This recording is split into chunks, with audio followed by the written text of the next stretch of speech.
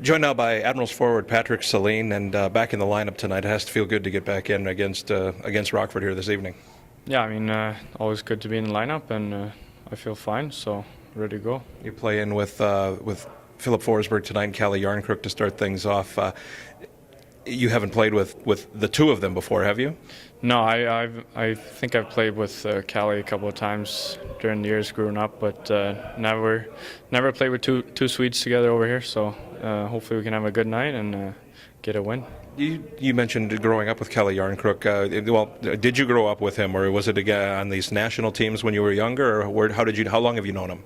Yeah, it was obviously I started up playing against each other as kids, and then when we had the right age, we got together a couple of times in the national teams and played together. So and you tell me how cool it was that he became a part of this organization.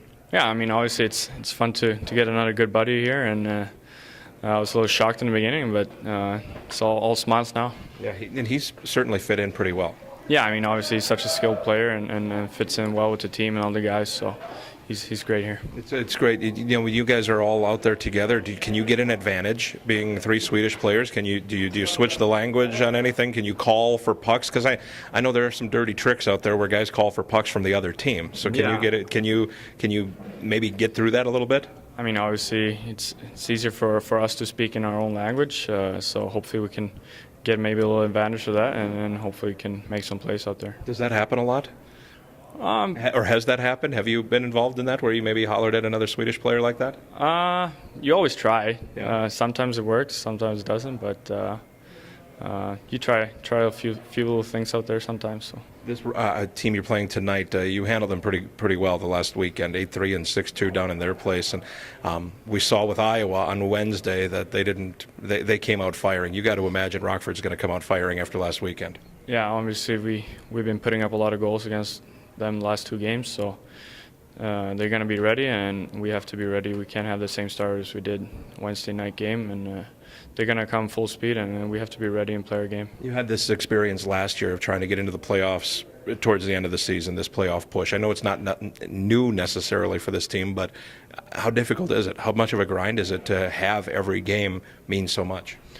I mean, obviously it's tough, but it's fun. It's a challenge, and we got to stick together and play some great hockey. And I mean, obviously we want to make the playoffs, so it's good for our group, and hopefully we can win some games here in the future. What are the keys then to keep winning these games for your team? Oh, stick together and keep it to the Which you did in the Rockford and Iowa games. Yeah, we stood up for each other, which was good, and but keep it simple and believe in us and what we do out there and all the small details, and stick to our game plan. It's all cliche, but there's a reason for cliches, right? Special teams have to collect the power play, which has been so good lately, needs to keep going. Yeah, I mean, obviously last year we were in the same position, and everything seems to click. Our goaltending was phenomenal, and power play, box play, like everything was fitting good, and that's what we need to have here in the future.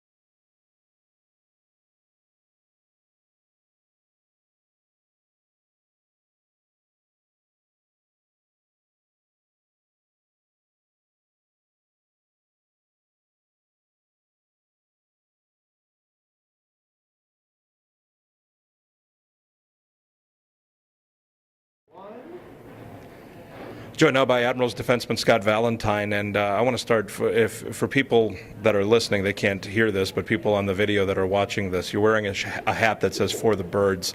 There's a bird on the front here. If you show that to the camera real quick, yeah, there's a bird on the front. Pigeon. It says a pigeon, okay, and it says "For the Birds" on the back. So this is something that happened a couple of years ago that was dormant and was recently brought back. So explain what it's all about. Yeah, well, basically a few years ago we started using the term pigeon for someone who was, maybe not the sharpest tool in the box that day, and The guy that would fumble pucks or trip or something like that in practice. Yeah, anyone basically that did anything, not very smart, whether it was on or off the ice. So we sort of translated that to on the ice adventures in practice, where maybe someone tripped or maybe missed a few passes or messed up a drill or whatever, and we coined it the pigeon of the day, and me and John Blum, who was here before, we went to the lid store and got a hat made with a pigeon on it and for the birds on the back, and then whoever got the pigeon of the day award that day had to wear the hat around the room. And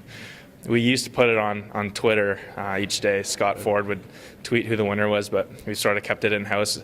It laid, as you said, it laid dormant for a year and a half or so, and we recently just brought it out of the ashes, sort of help out the playoff push here. So does it help? I mean, is it that lighthearted, kind of good-natured ribbing that gets the team together for the playoff push? Yeah, I mean, I think so. I think it's just something that's, innocent and goofy, and the guys enjoy it, and it's sort of, when you see something happen in practice, instead of guys getting all bent out of shape about it, guys are laughing and, telling guys are going to be getting the award sure-handedly. So, I mean, I think it's good fun, and we had a bit of problems with it in the past where certain guys, didn't think it was a great idea, and so that's sort of why we put it to rest. But we've got such a good group and such a close group this year, and guys sort of said they wanted to bring it back and use it sort of as, just a little piece of gel for the stretch down here, and guys are pretty lighthearted when they get it. So do you get multiple contestants every day?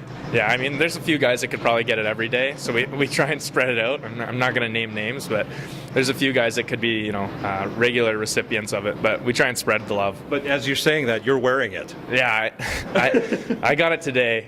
No doubt, I had a career best toe pick that happened out there, and hit my belly for a slide out through the middle of the ice. So I mean, I pretty much had it on lockdown. Joe Pascoal almost made a comeback by falling on his face trying to take a one-timer, but out of good nature, I took it. So I didn't want to affect his game day routine. So Exactly. This Rockford team, a team you handled pretty well the last couple of games. How do you do it again tonight? They have a lot of skill. They play with speed.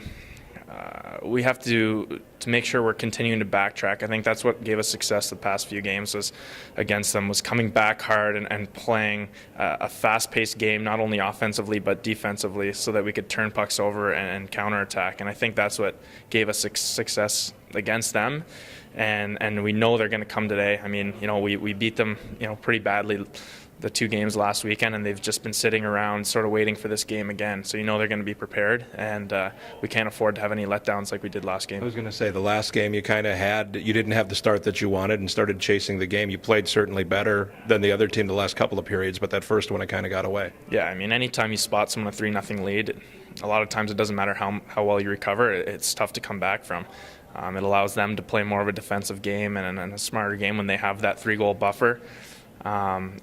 We did fight to come back, and we played well, and we pushed, and we maybe could have got the job done, and we had a few opportunities too, but when you give teams a 3-goal lead, it's tough. So I mean, tonight we're gonna have to make sure that we get out there and we assert ourselves here at home and let them know that it's going to be another tough challenge. Real quick, I want to finish on a light note. It's a Brewers giveaway night tonight here in the building. How are your Blue Jays going to do this season? Last year, I mean, there's a lot of hope for them last year with some of their off-season acquisitions. Didn't quite pan out, but I'm going to blame that on the lack of cohesiveness. Throw a bunch of new guys together, but I'm hoping this year maybe a little healthier. Maybe we can pick up a little more pitching, throughout the year. But I think they have the lineup to do it, and hopefully it comes together this year. That AL East, though, boy, I mean, it's top to bottom. Yeah, it's been like that, for 10, 15 years now, well, with the exception of a couple teams. But anytime you're in a division with the Yankees and Red Sox, it's going to be tough. And now Tampa Bay is a great team. Baltimore's a great team. So it's going to be tough. But you know what? I'm hoping they can make a run this year. But no predictions. I'm My prediction will be second in the AL East, but with a wild card spot. Wow. Yeah, they're in this year. Well, we'll see. You heard it there.